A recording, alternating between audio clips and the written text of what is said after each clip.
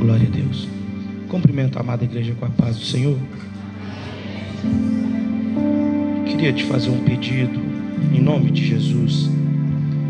Desliga seu telefone e só atende ele se Jesus te ligar. Me incomoda muito, muito.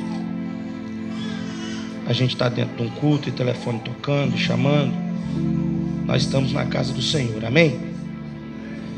Meu grupo de intercessão, juntamente com minha esposa, está em uma batalha comigo desde as 3 da madrugada, no dia de ontem, porque o Senhor colocou algumas coisas em meu coração.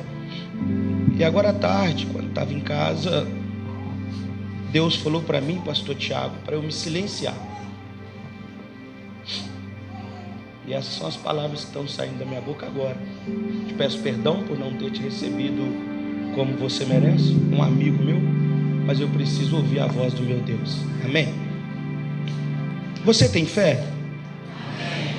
Você tem fé? Marcos capítulo 9, verso 14. Eu não vou perguntar quem precisa. Eu vou perguntar quem veio buscar uma cura nesta noite. Se prepare para voltar com ela para casa. Marcos capítulo 9, verso 14. O presbítero Carlos, juntamente com sua família, estava em viagem. Voltaram em paz, estava debaixo da nossa bênção. É um prazer ter você aqui de novo, irmão. Nós amamos você e sua família, tá bom? Diácono Francisco, obrigado pela água. E ele, aproximando-se dos seus discípulos, viu ao redor deles uma grande multidão, e os escribas interrogando a eles. E imediatamente toda a multidão, vendo, ficou grandemente surpreendida, e correndo para ele o saudaram. E ele perguntou aos escribas: o que interrogas com eles? E um da multidão respondendo disse: mestre, trouxe-te o meu filho que tem um espírito mudo, e este onde quer que apanhe, derruba, e ele espuma e range os dentes e vai definhando. E eu disse aos teus discípulos que expulsassem, mas eles não puderam. E ele respondendo lhes disse: ó geração sem fé, até quando hei de estar eu convosco? Até quando vos suportarei? Trazei-o a mim. E eles trouxeram até ele, e vendo o espírito, imediatamente convulsionou-se, e ele caiu no chão e revolvia-se espumando. E perguntou ao seu pai: há quanto tempo isso veio a ele? E o pai lhe respondeu: a igreja. E perguntando o seu pai: há quanto tempo isso veio a ele? E ele disse: desde a infância. E muitas vezes isso tem lançado no fogo e dentro da água para o destruir. Mas se tu podes fazer alguma coisa, tem compaixão de nós e ajuda-nos. E Jesus disse-lhe: se tu podes crer, todas as coisas são possíveis aos que crê. E eu já estou pregando para a tua alma. E Jesus disse-lhe: se tu podes crer, todas as coisas são possíveis aos que crê. E imediatamente o pai do menino exclamou e disse em lágrimas: Senhor, eu creio, ajuda a minha incredulidade. Assenta dando glória a Deus.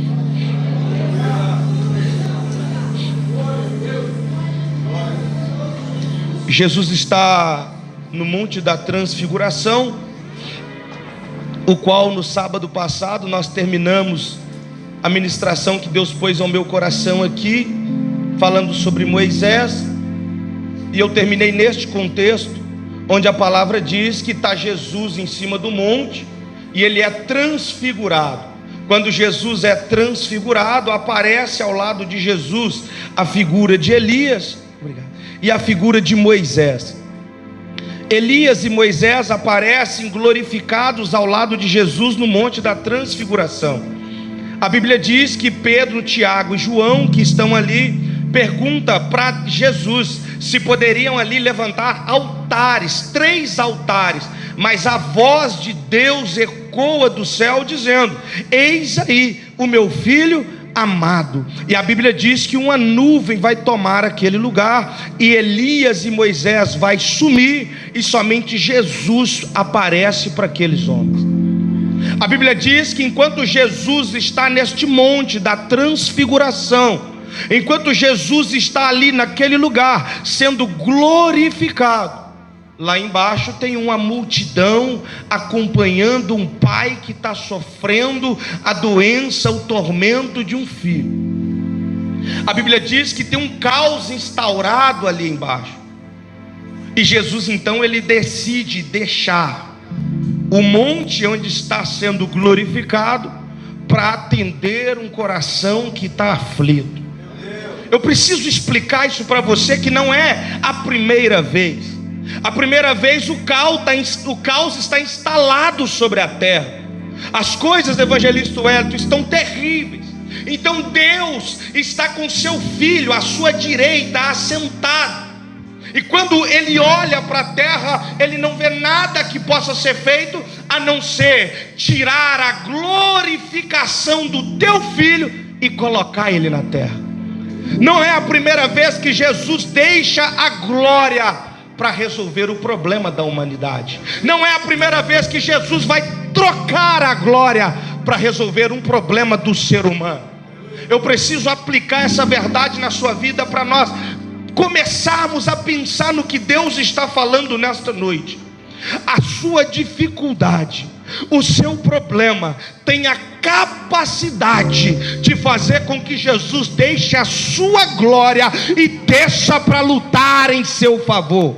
Talvez você chegou aqui nesta noite sem uma direção, sem uma resposta, mas há uma palavra do Eterno dizendo: eu vou descer e vou resolver aquilo que tira a tua paz. Uribicando faça comanai chuirico. Manaiacou chuiricando faça comanai chuiricando faça comanai chuirico. Eléria comanai chuiricando faça comanai chuiricando faça comanai chuirico.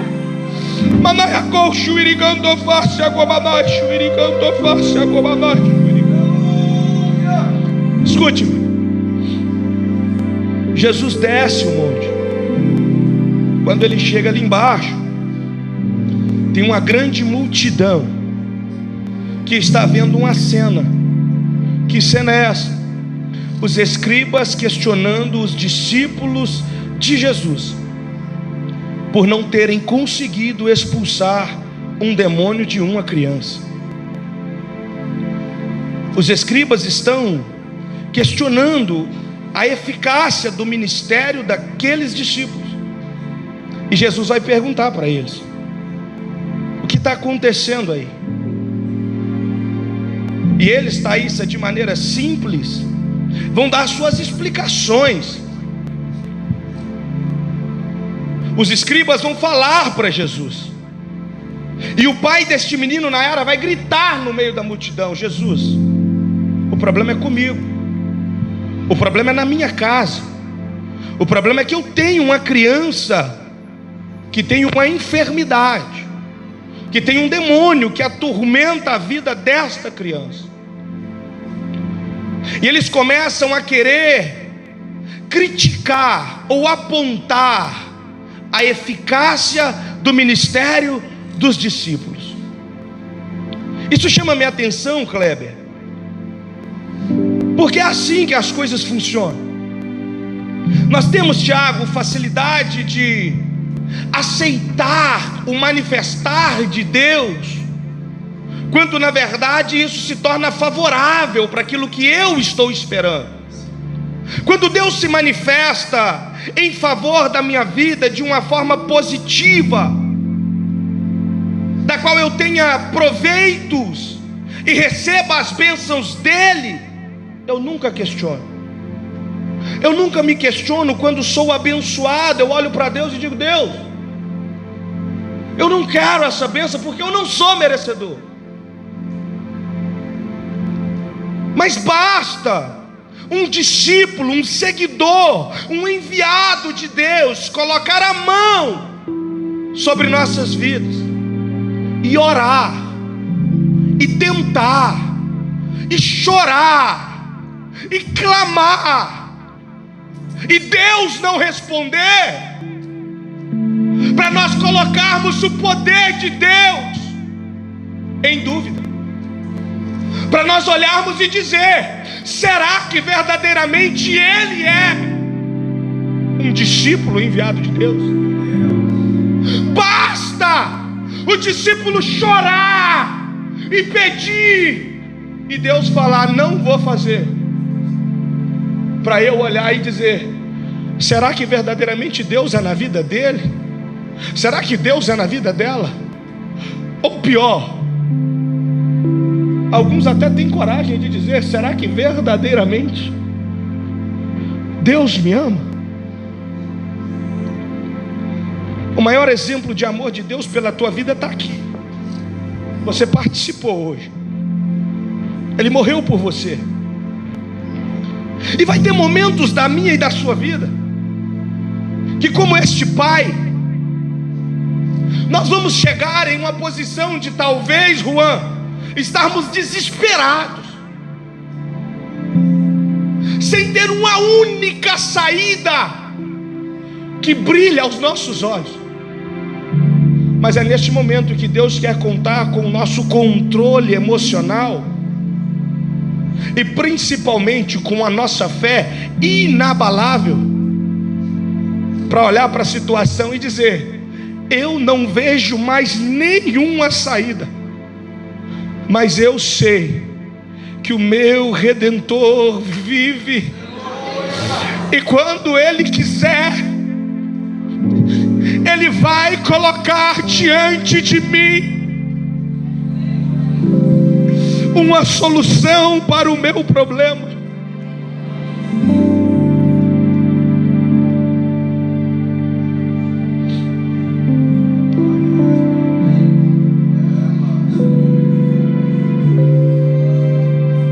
O mesmo texto em Mateus capítulo 17, no verso 14, Jesus fala para os discípulos, depois de exortá-los, que se eles tiverem uma fé de um tamanho de um grão de mostarda, eles orariam, e aquele monte a qual Jesus estava sobre ele, sendo glorificado, sairia de um lugar e iria para o outro. Eu quero perguntar para você nesta noite: como anda a sua fé e a sua confiança em Deus? Porque Deus está falando, Thaísa, para alguém nessa noite. Se a sua fé for minúscula, eu posso te fazer, através da minha presença, agindo sobre a sua fé, orar, e o monte sair da onde ele está e se transportar para o outro lado. Escute, vamos trazer para a ótica natural. Alguém consegue imaginar uma possibilidade disso acontecer com os olhos humanos? Sim ou não? Seja sincero, irmão. Eu estou falando de ótica natural. Arrancar, Tiago, a montanha de um lugar e colocar no outro, a montanha sair se arrastando e ir para o outro. Aos olhos humanos é possível? Mas deixa eu te contar uma história. Houve um dia que um rapaz, ainda jovem, chamado Josué, está lutando. E quando ele viu que o seu povo ia prevalecendo na guerra, ele se preocupou, porque se eles param, a noite chega, a guerra cessa, eles teriam que descansar, voltar na guerra para o outro dia. Eles perderiam a vantagem que estava levando.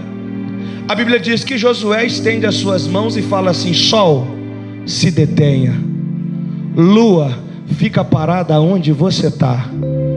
E a Bíblia disse que nem antes e nem depois nunca haverá um dia como aquele. Que dia? O dia que um homem conseguiu fazer o sol e a lua parar? Não. O dia que um homem teve fé para falar: eu dependo da misericórdia de Deus.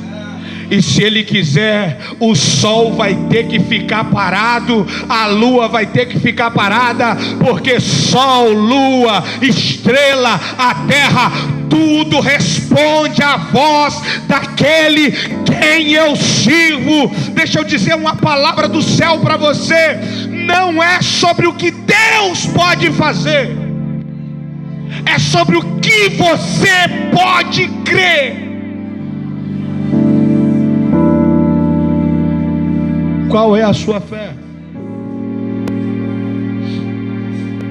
A minha fé hoje é que Deus vai curar pelo menos uns 10. Mas qual é a sua fé?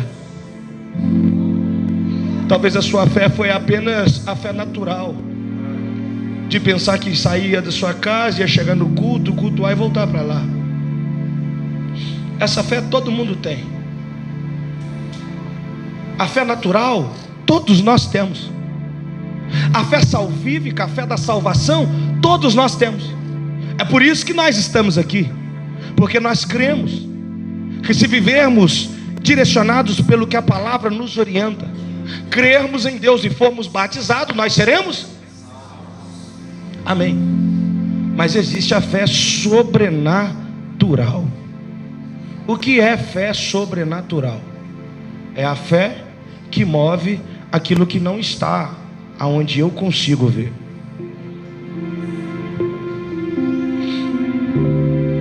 Jesus desce. E quando Jesus desce, Carlos, eles estão questionando os discípulos. Isso fere, Arilson, nós aprendemos ontem o caráter de Jesus. Jesus dá uma palavra. Jesus dá uma palavra para os discípulos, Juan, dizendo para eles: até quando eu vou ter que suportar vocês, vivendo todos os dias ao meu lado, andando comigo todo dia, mas não vivendo aquilo que poderiam viver? Há uma palavra de Deus para a sua vida nesta noite. Não glorifica não, porque Jesus está te perguntando: até quando eu vou ter que suportar a sua falta de fé? Até quando eu vou ter que suportar você não confiar na minha soberania e no meu poder? Até quando eu vou ter que ficar me manifestando para você toda hora, usando o profeta para falar toda hora para você que eu sou teu Deus? Até quando eu vou ter que suportar? Já tem tempo, discípulo, que você anda comigo. Você já viu eu salvar muita gente. Você já viu eu curar muita gente. Você já cansou de ver eu pegar alguém afundado na dívida e transformar em alguém próspero? Até quando eu vou ter que suportar você pensar que eu não posso fazer na tua vida? Até quando Deus vai ter que suportar esta falta de confiança que você tem nele? Aí Jesus vai dizer para os discípulos: com vocês eu trato depois. Porque quem trata discípulo é o mestre. Quem vai tratar com o pastor que colocou a mão na sua cabeça e orou para você, e você não foi curada, é Deus. Ele tem responsabilidade? É claro que tem.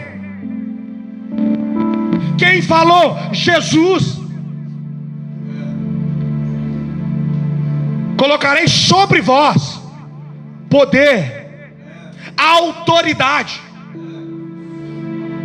Se tem discípulo que não está usando o poder e a autoridade que Deus colocou, não se preocupe. Aquele que te discipula vai te chamar para reaver o que está errado. Mas isso não nos dá o direito de questionar a maneira com que isso é feito. Escute, depois que Jesus cura o menino, a Bíblia diz que Jesus vai falar assim, Thaís. Os discípulos vão perguntar para ele: Jesus, nós tentamos, mas nós não conseguimos. E Jesus vai responder para eles: sabe por que vocês não conseguiram? Porque tem demônios que só saem com jejum e oração. Espera aí, a Bíblia diz que o mestre, toda hora que você abre a Bíblia, você vai ver Jesus se retirando para orar. Toda vez que você vê, Jesus está jejuando, a ponto de estar 40 dias. Satanás falou: Jesus, transforma a pedra em pão. Eu quero não, estou tranquilo, porque eu preciso viver em jejum e oração. Me responda algo. Os discípulos estão andando com Jesus todos os dias. Eles estão vendo a prática de Jesus de jejuar e orar. E quando chega um demônio em uma criança, eles não conseguem expulsar. Andar com o mestre não me faz ser igual a ele. Congregar com uma liderança não me faz ser igual a ela. É por isso que Paulo vai bater no peito e dizer: sejam meus imitadores, como eu sou de Cristo Jesus. É por isso, presbítero Carlos, que tem muita gente que se frustra, porque pensam que porque há um mover de Deus, pastor Tiago, em um determinado lugar, em uma determinada igreja, todos estão autorizados e outorgados por Deus para fazer o que essa igreja está fazendo. Mas há uma palavra do céu para a tua vida: estar na igreja não te faz crente. Se vestir como crente não te faz crente. Andar como crente não te faz crente. O que me faz crente? Jejum e oração. Jejum e oração. O que é jejum e oração? Sacrifício e conexão com Deus. Sacrifício e conexão com Deus. Entrega e conversa com Deus. Eu ando com Jesus, mas nunca experimentei fazer o que Jesus fez. Você está aí? Diz amém. Jesus falou, Clécio, que se nós crêssemos, milagres iguais e maiores dos que os que Ele fez, eu e você faríamos. Que beleza de quarta-feira, hein? Você não vem na quarta? A quarta vem em você. Se você viesse na doutrina, eu ia pregar. Mas você não veio, eu vou te ensinar. Escute. Posso fazer uma pergunta? E eu volto para o texto. Qual milagre você já realizou igual o de Jesus ou maior que o dele? Eu não quero te ofender. Eu quero te incentivar. Porque, Hamilton, vai ter dia que Jesus vai estar sentadinho do meu lado, e quando eu gritar: Gustavo, em nome de Jesus, sai, Satanás vai correr. Mas vai ter dia que Jesus vai falar assim: deixa eu ver como é que anda a sua fé, deixa eu ver você expulsar, e ele falar que não vai sair, e eu quero ver para onde você vai correr. Deixa eu ver essa enfermidade te pegar, deixa eu ver esse desemprego te pegar, deixa eu ver essa depressão te pegar, deixa eu ver este problema te pegar, para eu ver qual vai ser a sua atitude. Tem alguém aí? Você anda com Jesus? Ou você é discípulo de Jesus? Porque escute o que eu vou falar para vocês. Até Isaac, os discípulos falharam. Os discípulos, Natan. Jesus ia dormir, Tiago, e eu posso imaginar, eu não posso afirmar. Eu creio, evangelista Hélio, que Jesus entrava em uma tenda no campo ali, deitava, os discípulos ficavam do lado, porque coisa boa é estar do lado de Jesus, é ou não é? Porque do lado de Jesus nós temos segurança, do lado de Jesus nós temos confiança, do lado de Jesus nós sentimos o amor, nós sentimos paz. Mas esses discípulos, Renato, que andavam lado a lado com Jesus, teve um momento que falhou. Eles colocaram a mão, irmã Naí, oraram, choraram, repreenderam, e sabe o que aconteceu? Nada.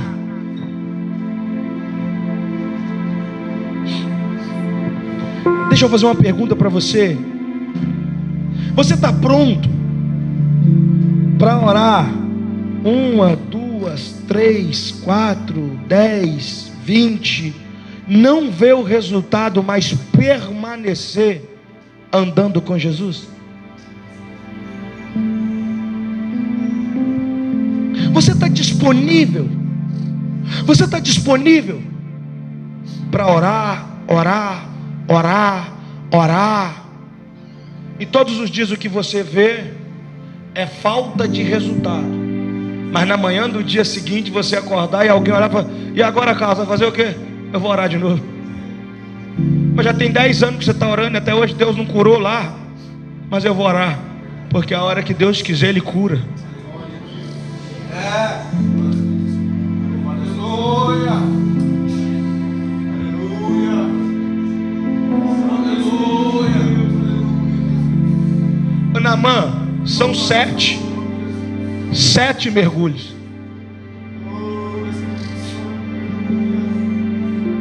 Aí fica você aí: eu tenho vergonha de ir lá na frente de novo, já fui 10 vezes só esse ano. Eu que não vou lá na frente, porque eu já fui 10 vezes só esse ano. E quando o pastor pergunta: tem alguém aí que quer receber uma oração, que está passando por luta? Eu sou obreiro, eu não vou lá não. Continua sofrendo, continua doente, continua na dificuldade, porque ser discípulo de Jesus não me isenta, não me anula de ter dias que o poder dele não vai se manifestar na minha vida.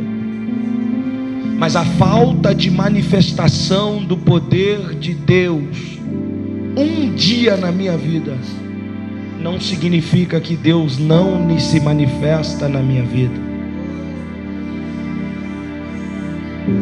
Tem dia que eu chego cheio de fé e oro e declaro e profetizo. E sabe qual é o resultado, Thiago? Nenhum. E eu ligo para aquele irmão que me ligou pedindo ajuda: pastor, ora por mim. E aí, meu irmão, alguma melhora? Piorou. E aí, Arilson, a minha humanidade fala para mim: desiste, não tem mais o que fazer. Eu volto para minha madrugada e falo: Jesus, eu estou aqui de novo. Jesus ensinou isso. Se alguém bater, escute-me, na sua porta de madrugada te pedindo pão, o que você vai fazer, Arilson? Dar pão para ele. Por quê? Porque ele merece? Não, porque ele te incomodou, ele te chamou, ele tirou o seu sossego, ele não desistiu de se alimentar, ele não desistiu de receber. Não é porque ele merecia pão, é porque ele tinha convicção em quem tinha alimento para ele. Eu sei que eu não mereço, mas eu não vou parar de lutar pela minha vitória. Eu sei que meu filho não merece, mas eu não desisto dele. Eu sei que a minha esposa talvez não mereça, mas eu não desisto dela. Eu sei, e mesmo que for no cansaço, eu não vou parar de lutar.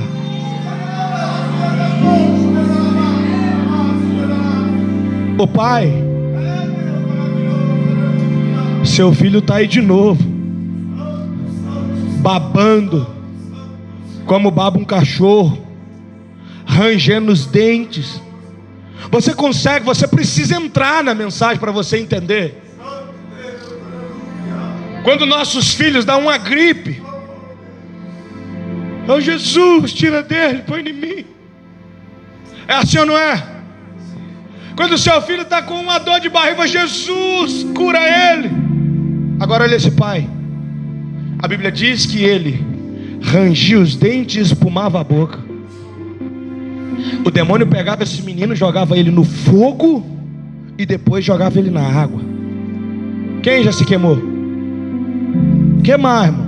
Não é só um dedinho no fogo, não. Queimar. Alguém já teve queimadura de 1 grau, né? De queimar a parte do corpo. Quem já passou por isso sabe. E a Bíblia diz, Solange, que o demônio pegava esse menino e jogava no fogo. Hein, Delícia? Não é pegar o dedinho dele e pôr lá, não. Jogava-o no fogo. Esse menino carregava dores terríveis no seu corpo, mas maiores do que as dores que ele carregava no corpo, carregava o seu pai, a sua mãe, de ver esse menino sendo queimado vivo. E eu imagino gritando, chorando, e os seus pais não podendo fazer nada. Eu imagino o pai tirando o menino ali, lavando a sua pele, tirando o pus da queimadura, e olhando e dizendo: eu não posso fazer nada, eu não consigo fazer nada. Mas a Bíblia me diz que ele não desistiu. Tem uns discípulos aí que andam com Jesus. Eu vou tentar, porque até hoje nada resolveu. Quem sabe esses discípulos conseguem. Vem o pai trazendo o menino. Imagina ele saindo de casa, Arilce dizendo: eu estou indo lá, porque esses discípulos são poderosos. Esses discípulos são representantes de Jesus. Diz que o tal Jesus subiu no monte, mas deixou alguns lá. Vou levar o menino para eles. A Bíblia diz que os discípulos oraram, choraram, clamaram, e nada aconteceu. Escute, deixa eu te fazer uma pergunta.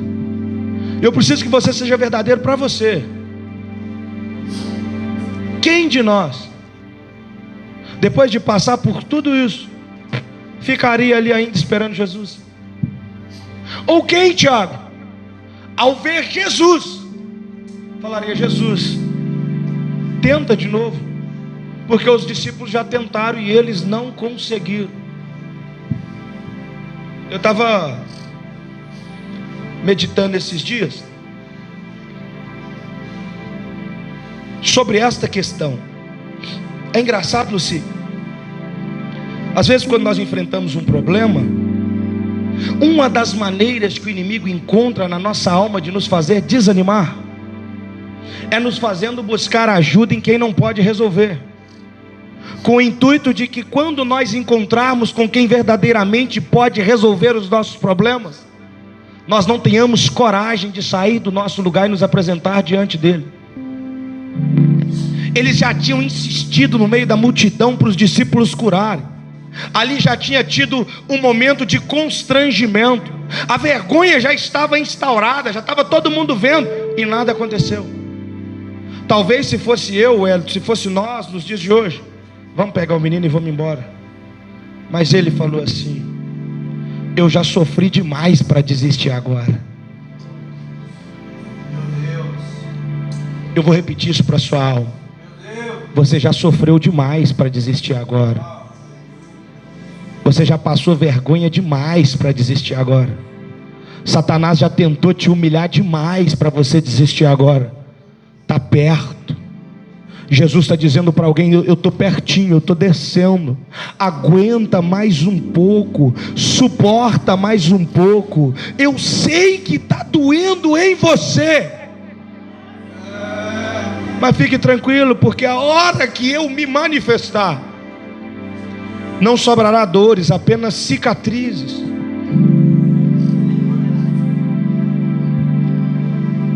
Eu não gosto disso, eu acho que eu nunca fiz isso aqui. Cutuca quem está do seu lado aí.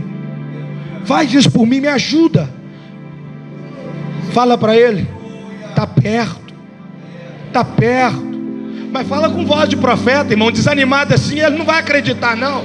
Fala como servo de Deus, está perto, está perto. Jesus está chegando, a provisão está chegando, a saúde está chegando, a vitória está chegando. Urabacando face a comandar.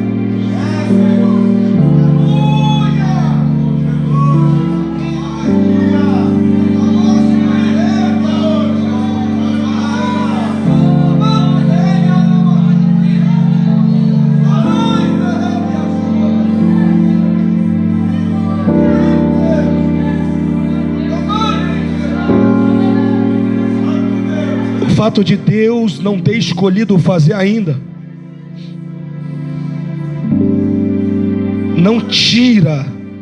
não tira a autoridade daqueles que Ele enviou sobre a sua vida.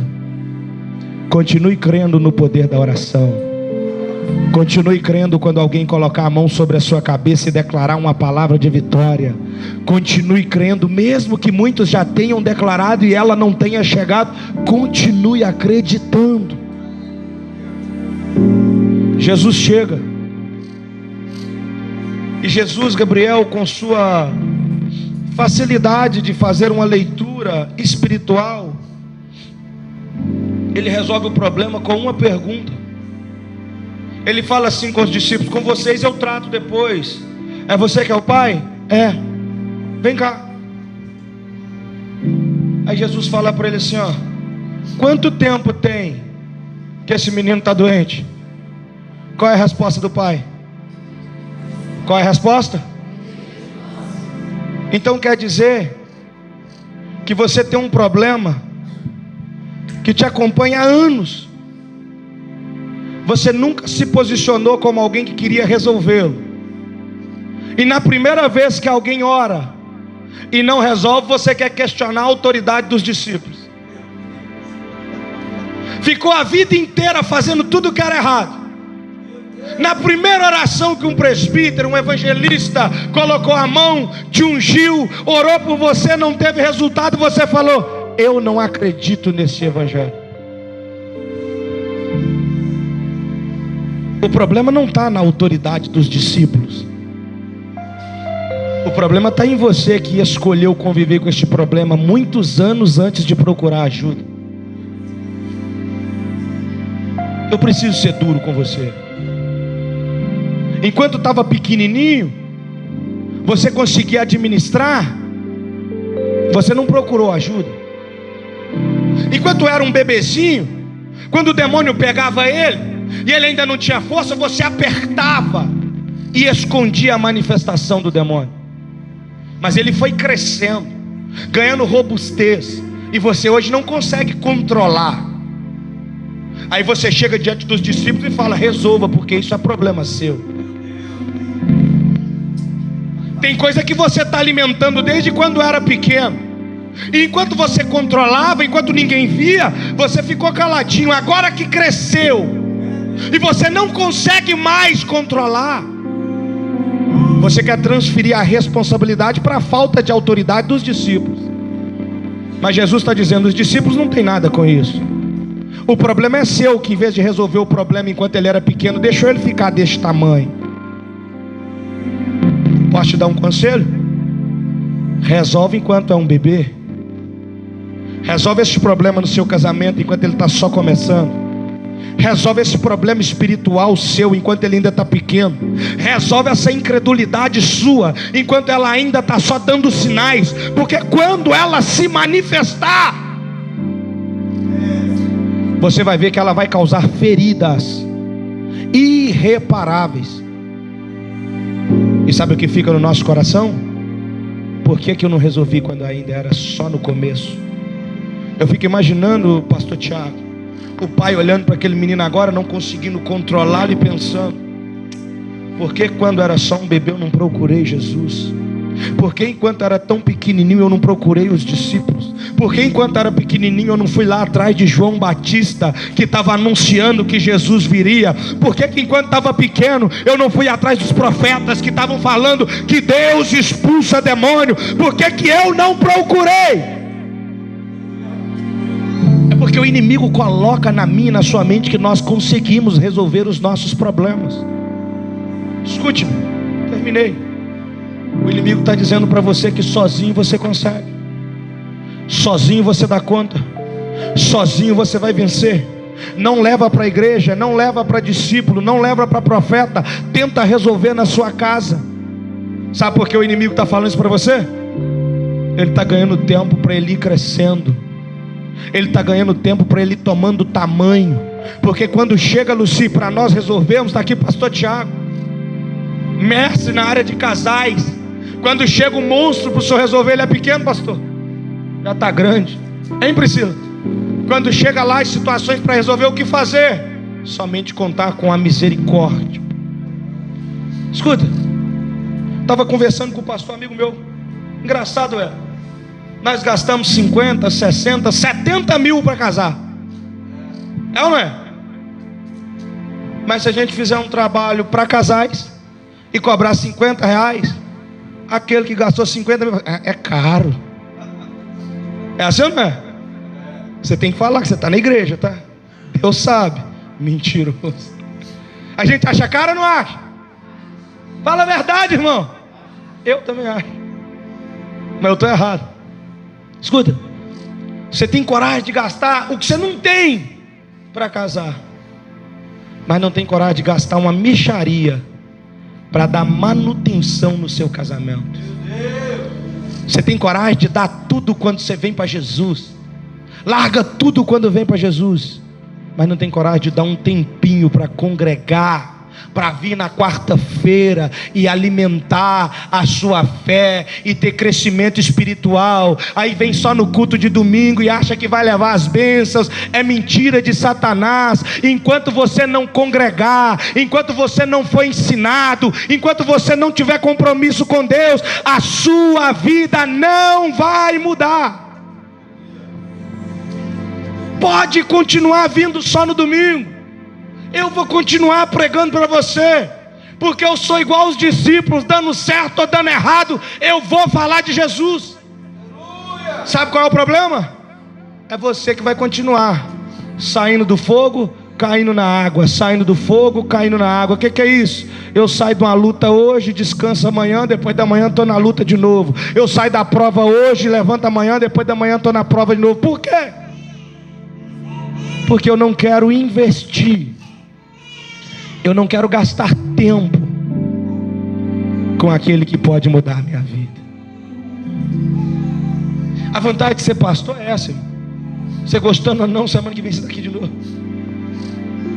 Pregador, irmão, aí que tem que preocupar, que se eu for duro demais, o pastor não me chama. Pastor sou eu mesmo, né, cara? Eu me convido.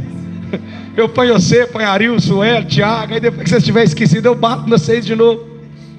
Mas eu preciso falar isso aqui, aproveitando que a igreja está cheia. Seja inteligente, irmão. Quem aí tem mais de 40? Jesus, esse povo está mentindo demais. Olha que nós terminar os milagres de Jesus, nós vamos falar sobre a mentira, tá, irmão? Misericórdia. Deixa para lá. Tem um ditado, Tiago, que minha avó citava, e é a realidade: angu de um dia não engorda cachorro. É ou não é? Sabe o que é isso, cara? Culto de domingo não alimenta a sua alma. Não alimenta. Não alimenta. Culto de domingo não te dá estrutura. Culto de domingo te anima, te faz sair daqui animado para vencer os desafios, mas o que te estrutura é ensinamento. O que estrutura a sua vida é ensinamento. Nós estamos falando sobre milagres de Jesus. Já tem semanas que nós estamos falando e nós não cansamos. Toda quarta eu saio daqui e falo, Tiago, se não fosse eu que estivesse ensinando, eu ia aceitar Jesus hoje. E se eu não estivesse pregando hoje, eu aceitava de novo. Porque eu não sou como esse pai. Eu já cansei de desanimar de uma pessoa quando na primeira tentativa não obtive o resultado. Quantas pessoas, Isaac, eu já pus a mão e orei, e na madrugada eu falei: Deus, eu desisto. Ele não quer nada, ela não quer nada. Mas este pai está dizendo: não importa quantas vezes ele caia no fogo, caia na água, enquanto houver vida, eu não vou desistir de lutar por ele. Você está aí?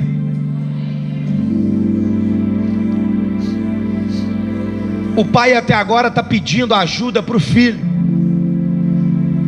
Quando Jesus lava a cara dele, porque tem hora que Jesus precisa lavar a nossa cara, porque eu tenho facilidade de falar que às vezes o problema lá em casa é minha esposa, e ela tem facilidade de falar que o problema lá em casa sou eu, quando na verdade Jesus pega o sabão, Luci, esfrega a nossa cara e fala: quando você vai reconhecer que o problema está em você e não no outro?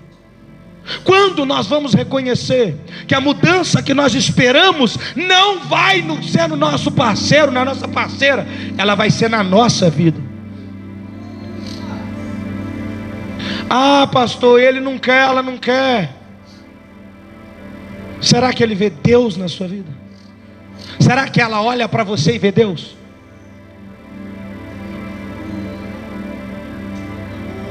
Amém? Terminei.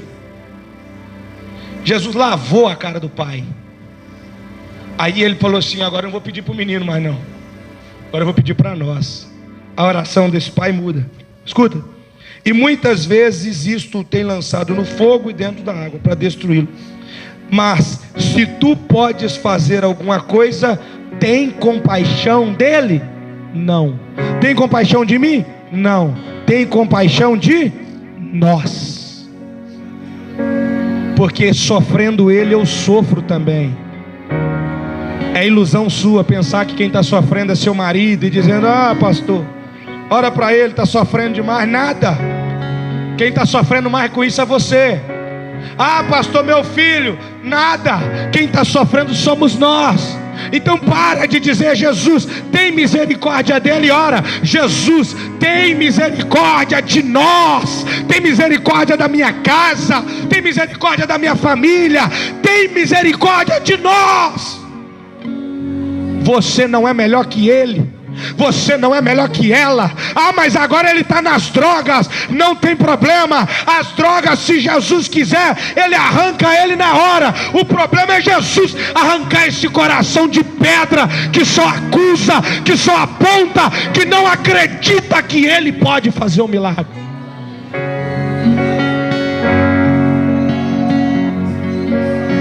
E a Bíblia diz que jogando-se aos pés de Jesus, e eu terminei agora, fica de pé. Jogando-se aos pés de Jesus, ele clamou em lágrimas. Irmãos, me perdoa o que eu vou falar. Cada um faz da sua vida o que você quiser, mas eu desconheço um ser humano que consiga chegar diante de Jesus e não se desmanchar em lágrimas. Eu não conheço alguém que chega diante de Jesus em lágrimas, clamando a ele, Jesus não responde. Talvez o que você está precisando nesta noite é só quebrantar seu coração e jogar para fora o que está engasgado na tua alma. Chorar na presença de Jesus, quebrar este coração de pedra e dizer: Jesus, me ajuda na minha incredulidade. Sabe aonde, Tiago, que morava esse demônio que assolava o menino? Na incredulidade do pai. A sua incredulidade está alimentando o demônio que está destruindo a sua casa. A sua falta de acreditar que Deus pode fazer uma obra lá está fazendo Satanás ficar à vontade ali. Porque quando Satanás entrar e ver que tem um homem, tem uma mulher de fé que acredita na transformação por meio do Espírito Santo, ele parte em retirada imediatamente. Hoje eu vou fazer diferente de todas as vezes que eu fiz. Eu falei que Deus vai curar hoje. E eu não falei porque eu quis. Foi porque o Espírito Santo soprou isso na minha alma. Eu vou ungir todo mundo que precisa receber uma cura hoje. Vem aqui à frente, eu quero orar por você. Vem logo, vem logo. Eu quero orar por você que precisa de uma cura. Pode vir bem à frente aqui, ó. Eu vou orar por todos vocês. Se tiver alguém que tem pressa para ir embora, o momento é agora. Enquanto eu não orar por todos, eu não saio daqui. Há uma palavra do céu para você. A sua incredulidade cai por terra agora, em nome de Jesus. A sua incredulidade não vai impedir você de receber o seu milagre agora. Enquanto elas adoram, o grupo de louvor adora o Senhor, eu vou convidar os obreiros que vão me ajudar. Nós vamos orar. Depois que eu te ungir, volta para o seu lugar, porque não vai caber, a igreja está toda aqui na frente. E nós vamos encerrar testemunhando que Deus realizou uma cura e um milagre na tua vida, em nome de Jesus.